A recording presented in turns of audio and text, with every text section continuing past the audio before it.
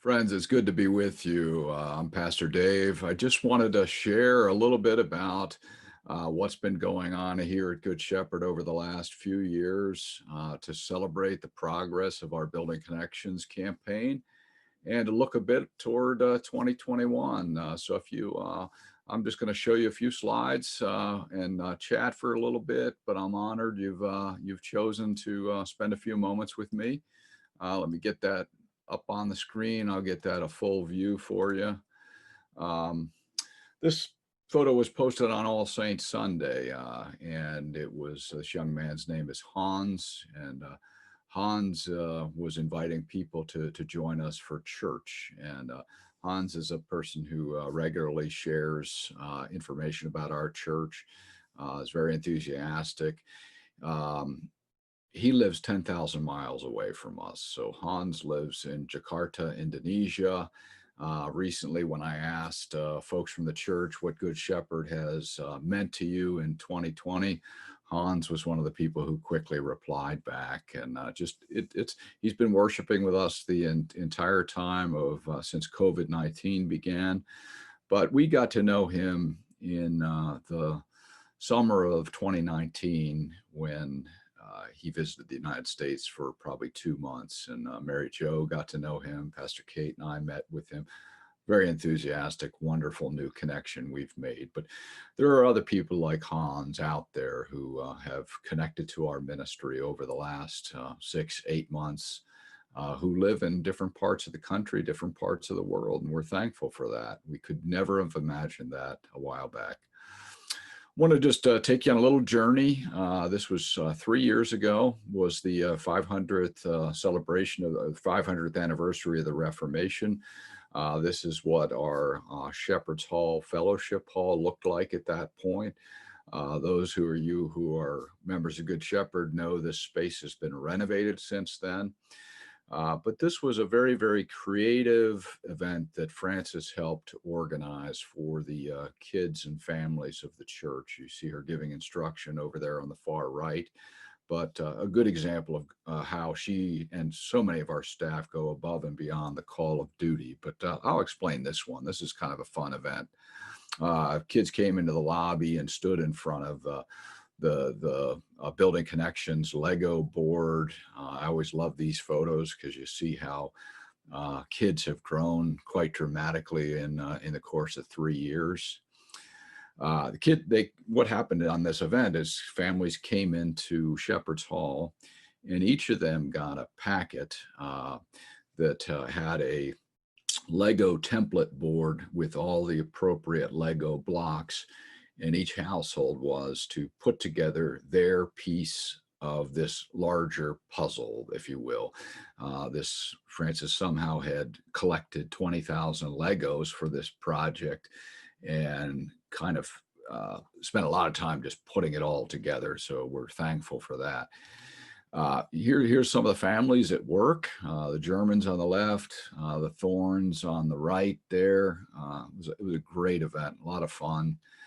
The family on the left here was a family. This was one of their first Sunday, the Schultzes. They have actually, they became very, very active and involved. Cindy was a doctor in the Navy. Andy became a Sunday school teacher for us, working with senior high kids. They have since moved to the Allentown, Pennsylvania area. And in this time where it's hard to find a church in person because most of them are still publicly closed. Andy and Cindy and their kids continue to worship with us. The girls participate in all of our Sunday school programs. Frances mails out the packet of materials to the girls, and Claire, their daughter, participates in Zoom. And Virginia here on the right has grown a lot, but her family was new to the church in 2015 or 2016, but she has certainly grown an awful lot. Here's what the project was looking like. We were making a big Luther Lego Rose project, cooperative, 20,000 Legos. In this photo, the lady on the left, Tiffany, now was one of our newer members in 2017. has since moved away, but she's worshiping with us from Alabama. The lady next to her is Colleen Fisher, who was our preschool director for quite a few years. Colleen now lives in Prague, and it's neat to see that she and her husband are some of the first people that sign in for worship every single week right now, because Prague is really tight right now. You can't get out because COVID is really spreading there a lot right now. And that's what the final product looked like. It was pretty amazing. This sat right in front of the altar on Reformation Sunday, but a great witness to Luther's legacy, and it really was kind of breathtaking when you saw it, and to realize the cooperation. But why Lego? Lego is an important ministry image for us at Good Shepherd. Any Lego block has 8 connecting pieces, and we've often said that if we can help someone who is new to the congregation connect with 8 people, connect and make meaningful relationships with 8 people, the odds of someone being with us for a long time and having a great impact on their Christian journey, it goes through the roof. And people will be here for a long time, or if they move elsewhere, they will just be blessed by their time with us. But any new person to us, every person represents an opportunity for us to connect, to strengthen bonds, to help reach new people in meaningful ways. But what preaches really well is the fact that a Lego block built, made in 1950, for example, can fit with one that's made today, tomorrow, next year. It's just a universal system. And it's a reminder that as Christians, we're all called to reach out and help connect and spread the good news of Jesus and Christian community in the world. Let me just back you up even real quick. 2015 was the 50th anniversary of Good Shepherd. We had a bunch of events that year to celebrate the 50 years of our congregation. But then we took this thing called the CAT survey, which stood for the Church Assessment Tool. And here's what emerged out of that. Some of the priorities we discerned were we felt we were called to create more opportunities for people to connect and form relationships. Second was develop a strategy for reaching new people and incorporating them. It wasn't just enough to reach out if we didn't find a way to help people get involved and make friendships. And the last one was develop ministries that work toward healing those broken by the circumstances of life. And I sit here this year and say, I think that last one's going to be pretty important as we keep moving forward, because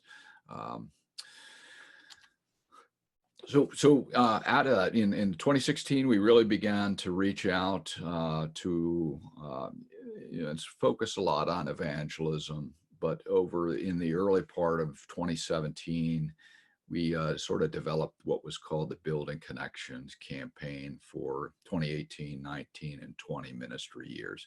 It was a hybrid campaign. And the 3-year goal of that was to raise 1.2 million.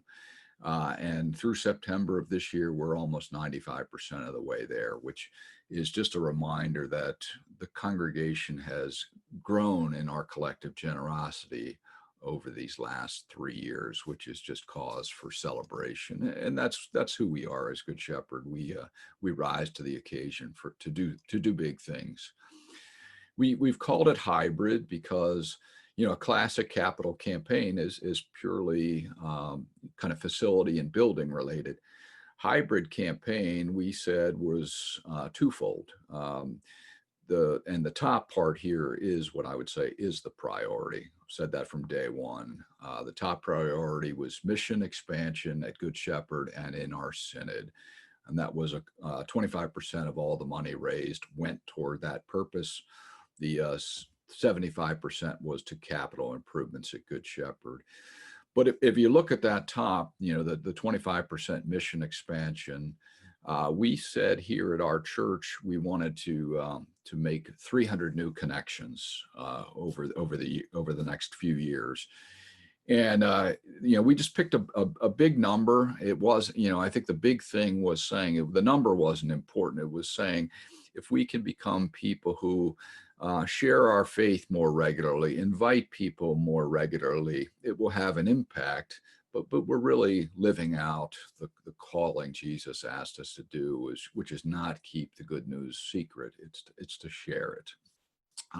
So for the money raised for mission expansion, Good Shepherd would keep 90% to use at Good Shepherd, and 10% was going to be a direct gift to the synod.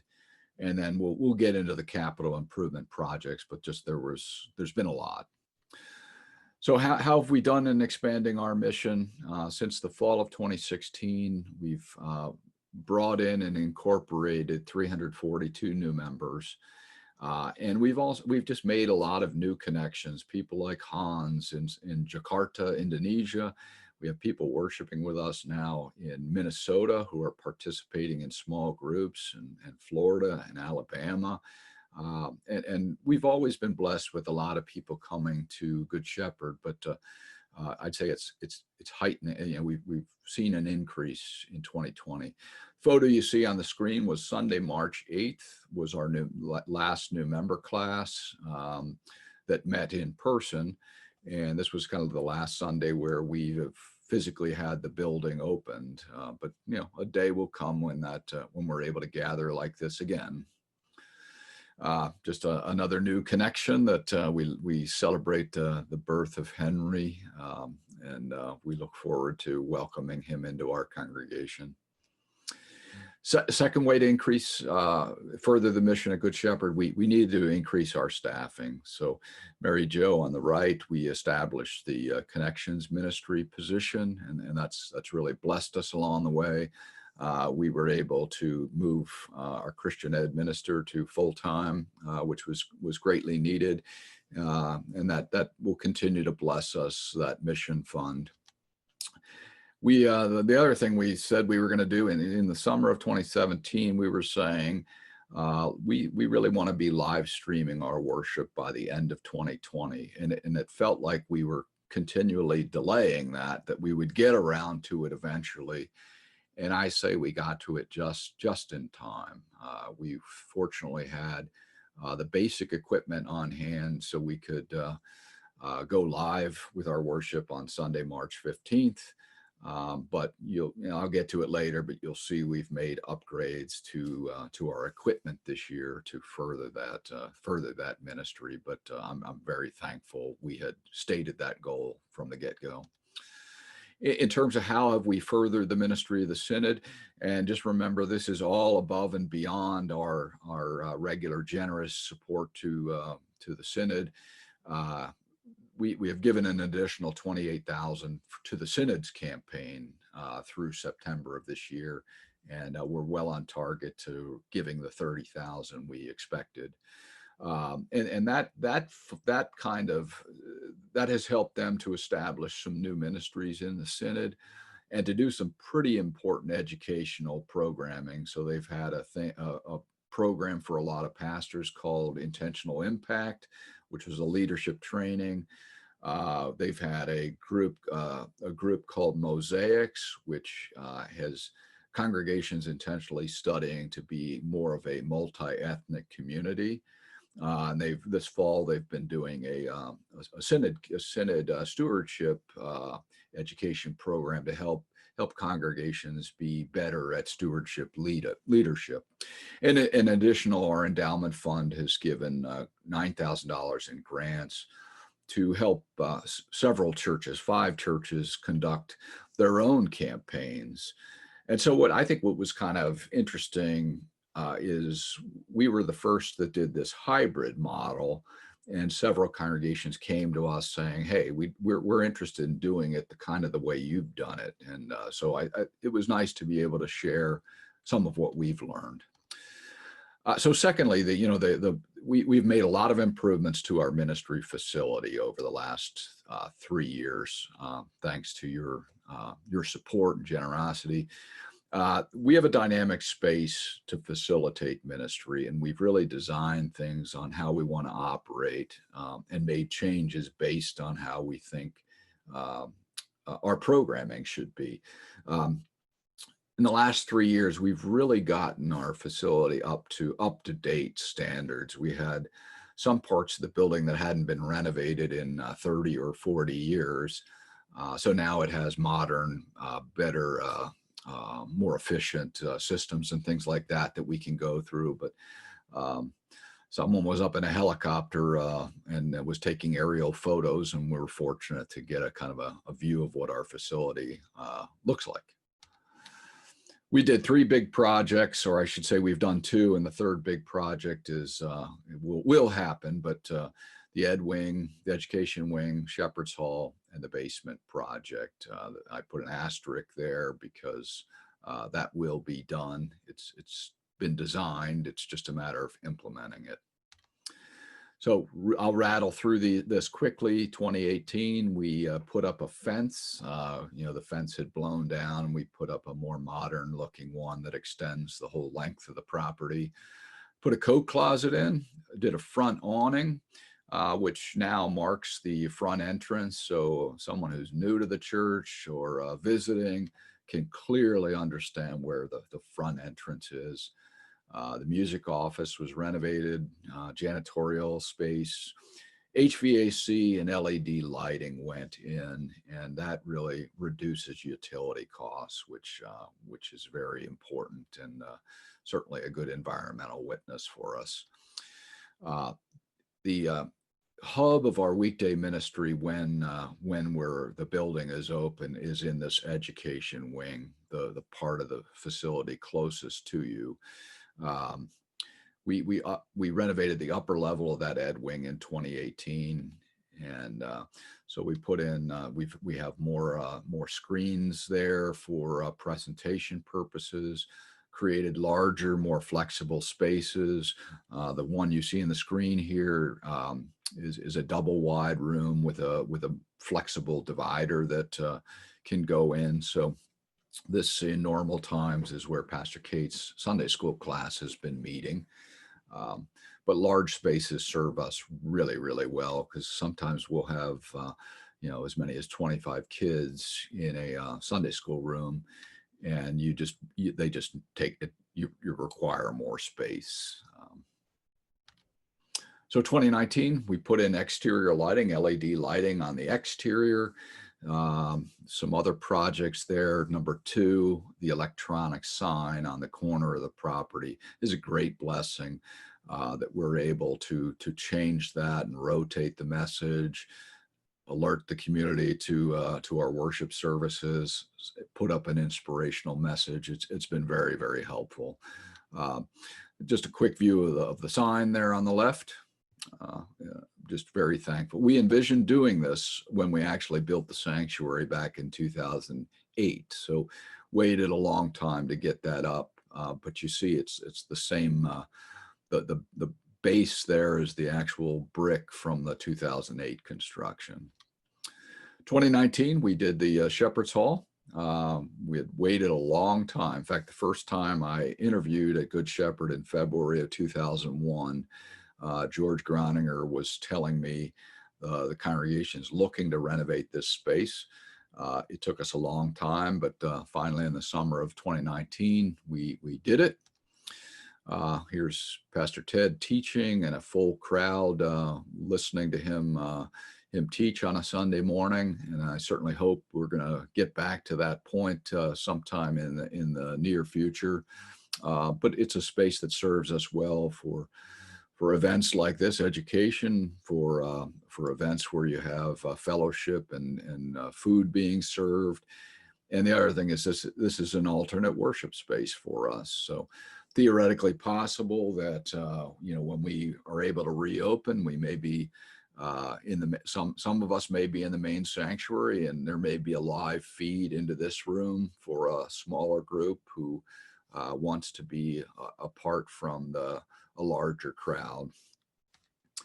And this year, while the building's been closed and while all of you have been worshiping at home, The parking lot has been completely done, paved, restriped, and the front entrance is now ADA approved. So this is where you see the words loading zone is completely flat. So someone could easily be dropped off.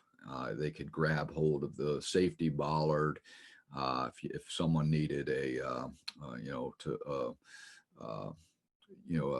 a wheelchair, it could be taken out and safely get someone into the building. But big thing I would say is now, after 3 years of projects, someone coming into our complex would see a very, very clean, polished look.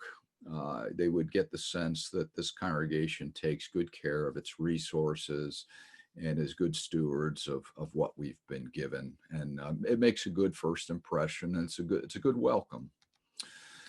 So this year we've had to, and it's been a blessing, but we upgraded the 12-year-old cameras to put in new equipment so that when your people are worshiping at home, they get a nice clear view.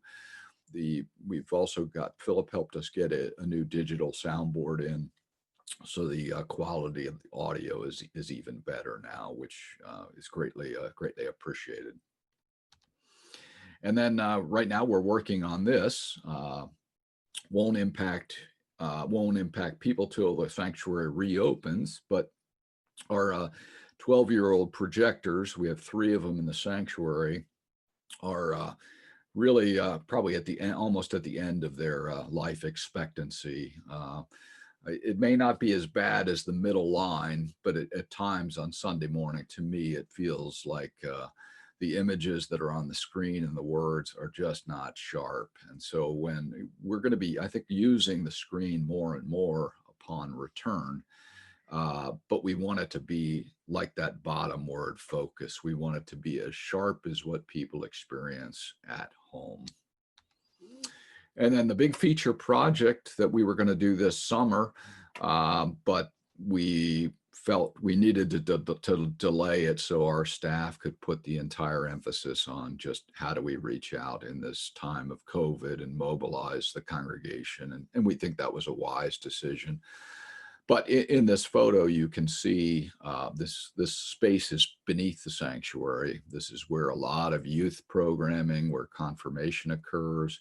Great big space, but it's been unfinished for 12 years. You can see in the top left is kind of a storage area and a nice attractive barrier. There will be new flooring in this space, new lighting. You can see new bathrooms in the upper right. So there's no bathroom in there right now. So a kid has to walk the entire way upstairs across the lobby to the bathrooms across from Shepherd's Hall at this point. So we've always wanted to get bathrooms down there. So it'll serve us well. But it's basically designed, some tweaking and some more decisions to be made. But at the end of the year, when we should have all the money on hand to do this project, which will serve us well for a long time. Reason we just have a lot of kids. The reason that space serves us well is we have a lot of kids. These numbers, aren't necessarily perfect, but this fall, we have 46 kids who have participated in confirmation. Right now, we're seeing a strong attendance in 4th and 5th grade Zoom calls. And so we can see that the numbers will continue to keep coming up. Kids will keep coming into confirmation on a pretty high level. 2020 has been an interesting year for worship. We've not worshiped in person now in almost eight months with a full congregation, but the congregation is worshiping very, very regularly. And I want to just say thank you to these wonderful people who week in and week out have represented the congregation and the choir. We have, you have Peter and Vicky on the upper right who have led the contemporary service by themselves. You have Jeff Panabaker at the organ there, who has just done a fabulous job. And then the quartet, Peter, Jackie, Kevin, and Kathy have just been wonderful. But, I sit there and look, this year, Peter's had to become not only a director of music and a band leader, he has had to become a video editor as well. So anytime we do a virtual choir, he's putting video on top of video on top of video on top of video, and we thank him for that. Um, we added the Wednesday night service, communion service, which we've felt blessed and have enjoyed doing that. And it seems to have been well received.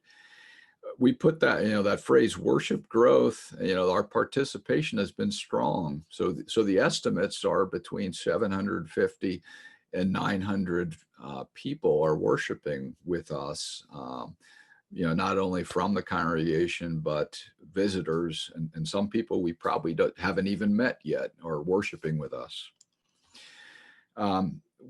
We've had a very, very strong Christian ed program for a long time. Frances on the left has led that program. And, she writes almost all the curriculum for all ages. And so we are customizing it based on our kids' needs. So we have Zoom for high school, Zoom for confirmation age, Zoom for 4th and 5th grade right now. And then the younger kids of the church every month are receiving a bag that has crafts and materials for them to do each Sunday of the month. And she writes a little script, and she and I record a lesson right in front of the Shepherd's Hall window that's recorded and then archived on our website for families to access on demand.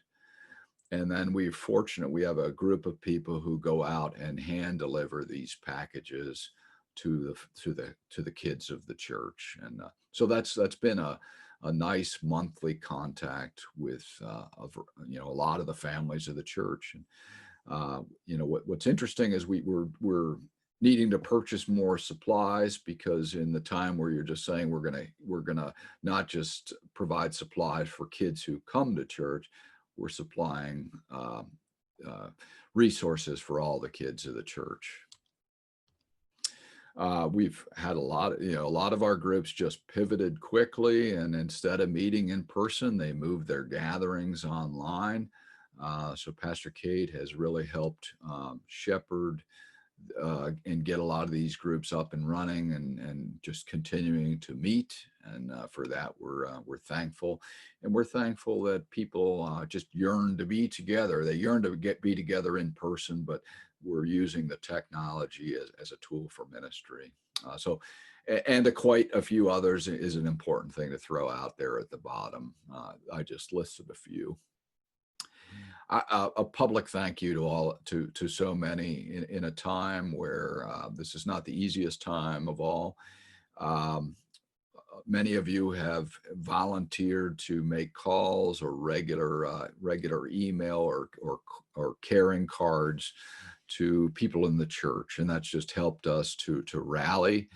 And in the coming months, where it's going to be colder and not as easy to get outside, I just know that anything you can do to just help proactively reach out to other people is important, because we're all ministers.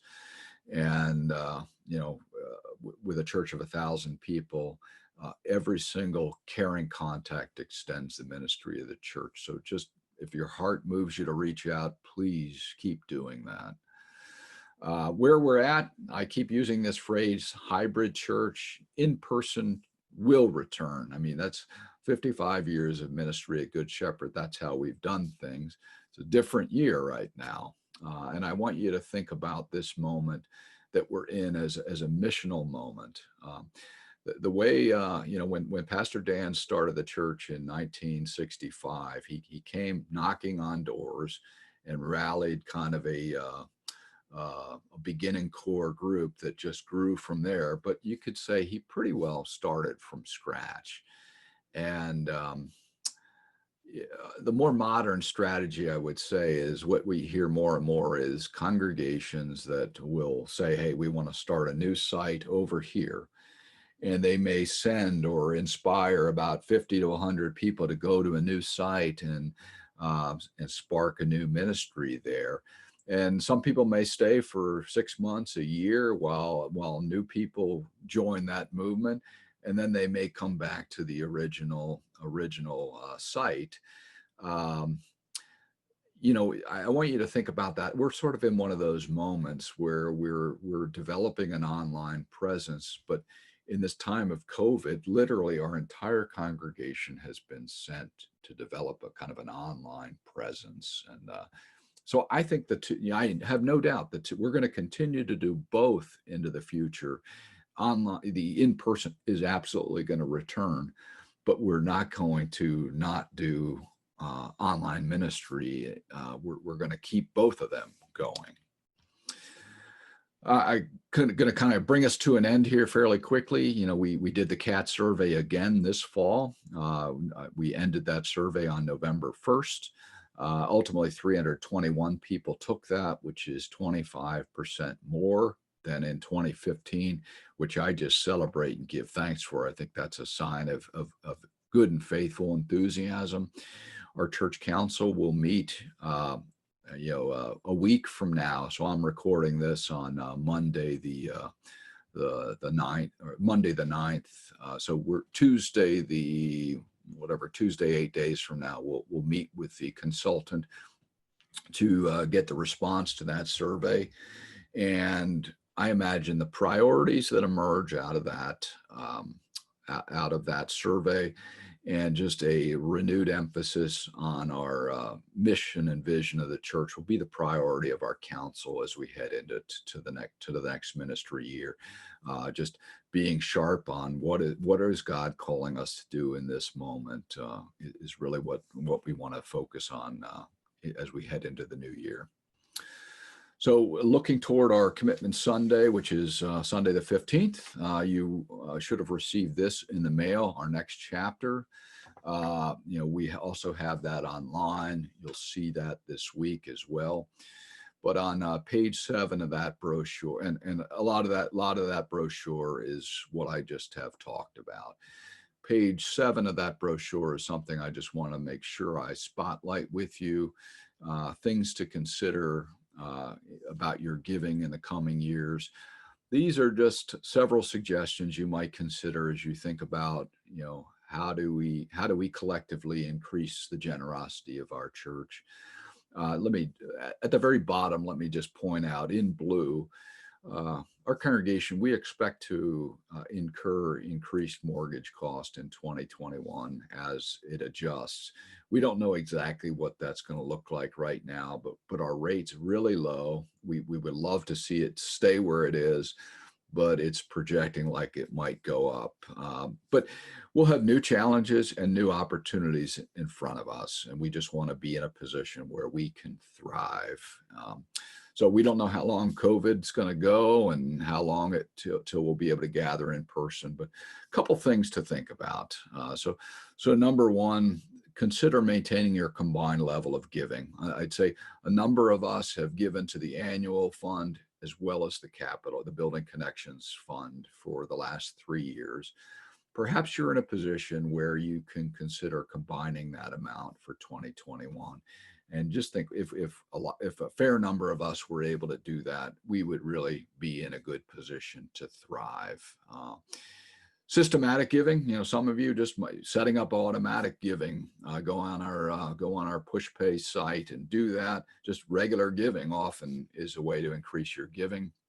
Or say, hey, as I head into 2021, maybe I'll make a 13th month gift or a 14th month. Just take the same amount you give each month now and maybe add an extra month or two next year, or just define a percentage, define where you are in percentage giving now, and maybe you up it a percentage or two. And last, I would just say, hey, I know people's situations certainly change, and we never, ever want to make anyone feel bad about that. That's a part of life that happens. And just in some cases, though, perhaps that's a moment where you actually can, you may not give as many dollars, but your percentage may actually go up next year, which which would be a cause for celebration. So an increase in percentage is an increase in generosity, and it doesn't matter necessarily what the actual amount is. Increased percentage is an increased commitment to furthering ministry. So you may have other ideas on how to increase generosity, but just collectively, that's something we do together, and we celebrate that. And we know that when Good Shepherd does this together, our ministry always thrives. So lastly, I'd just say God is always calling us to be more than we are right now. I've felt that my entire ministry, that this is a missional moment, that God calls us to reach out and be a blessing, be a message of hope. The church, the world around us needs us to shine brightly, and I'm fully convinced that Good Shepherd is going to rise to the challenge in the coming year. But I just want to say thanks in advance for your generosity, your support, your prayers, and being a part of our witness. So God be with you. Thanks for sharing a few moments with me.